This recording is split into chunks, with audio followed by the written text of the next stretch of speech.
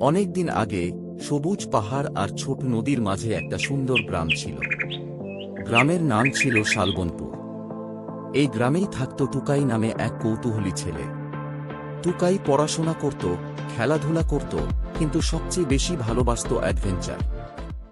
তবে সেই বছর গ্রামে একটা সমস্যা দেখা দিল। বৃষ্টি হচ্ছিল না, পুকুর শুকিয়ে যাচ্ছিল, ধানক্ষেত ফেটে চৌচির। গ্রামের মানুষ চিন্তায় পড়ে গেল। এভাবে চলতে থাকলে তো আমরা বড় বিপদে পড়ব। কিছু একটা তো করতেই হবে। একদিন বিকেলে টুকাই একা একা গ্রামের পাশের জঙ্গলে ঢুকে গেল। সে শুনেছিল জঙ্গলের গভীরে নাকি একটা পুরনো রহস্য লুকিয়ে আছে। হঠাৎ সে দেখতে পেল এক অদ্ভুত গাছ। গাছটার পাতা হালকা সোনালি রঙে ঝলমল করছে। এই গাছটা তো আগে কখনো দেখিনি। এটা এত আলাদা কেন? কারণ আমি সাধারণ গাছ নয় টুকাই। কে কে কথা বলছে? ভয় পেও না, আমি এই জঙ্গলের রক্ষক। অনেক বছর ধরে আমি অপেক্ষা করছি একজন সৎ মনের মানুষের জন্য। টুকাই ভয় পেলেও সাহস করে দাঁড়িয়ে রইল। আপনি কি সত্যিই জাদুর গাছ?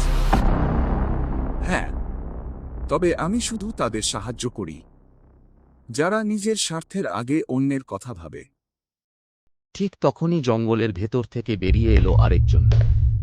গ্রামের ধনী কিন্তু লোভী মানুষ, রঘু চাচা। আমি জানতাম এখানে জাদু আছে। এই গাছ থেকে আমি সোনা চাইব, অনেক সোনা। লোভ মানুষকে অন্ধ করে দেয় রঘু। তুমি প্রস্তুত নও। রঘু চাচা গাছের পাতা ছিঁড়তে গেলেন।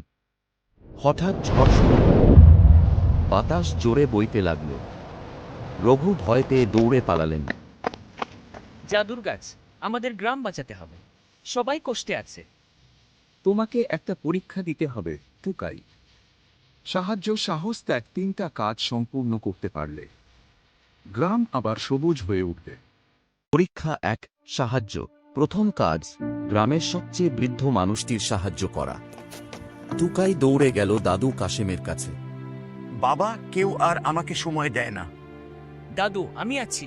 আমি আপনার ঘর পরিষ্কার করব, পানি এনে দেব। টুকাই সারাদিন দাদুর পাশে থাকল।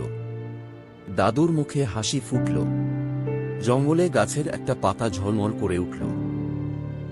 পরীক্ষা 2, সাহস। দ্বিতীয় কাজ, শুকিয়ে যাওয়া কুয়োর ভেতর থেকে একটা পাথর তুলে আনতে হবে। অনেকে ভয় পেয়েছিল। আমি পারব। গ্রামের জন্য আমাকে পারতেই হবে। সে পাথরটা তুলে আনল। আকাশে মেঘ জমতে শুরু করল।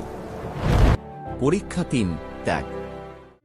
শেষ পরীক্ষা, নিজের সবচেয়ে প্রিয় জিনিস ত্যাগ করতে হবে। টুকাইয়ের সবচেয়ে প্রিয় ছিল তার বাবার দেওয়া কাঠের বাঁশি। এটা বাবার স্মৃতি, কিন্তু গ্রামের সুখের চেয়ে বড়। সে বাঁশিটা গাছের নিচে রেখে দিল। হঠাৎ গাছটা আলো ছড়াতে শুরু করল। আকাশে বজ্রের শব্দ। তারপর বৃষ্টি নামল। গ্রাম ভরে গেল আনন্দে।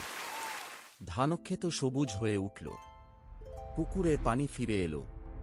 রঘু চাচা লজ্জা পেয়ে টুকাইয়ের কাছে ক্ষমা চাইলেন। আমি ভুল করেছি টুকাই, আমাকে ক্ষমা করো।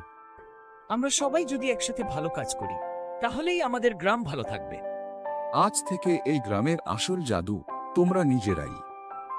সেদিন থেকে শালবনপুরে আর কখনো খরা পড়েনি। কারণ তারা শিখেছিল, লোভ নয়, ভালোবাসাই আসল শক্তি। আর টুকাই, সে হয়ে উঠল গ্রামের ছোট নায়ক। শেষ। বিশ্ব কার্টুনে আপনাকে স্বাগতম। আরও মজার ও সৃজনশীল অ্যানিমেশনের জন্য অংশগ্রহণ করুন আমাদের চ্যানেলে।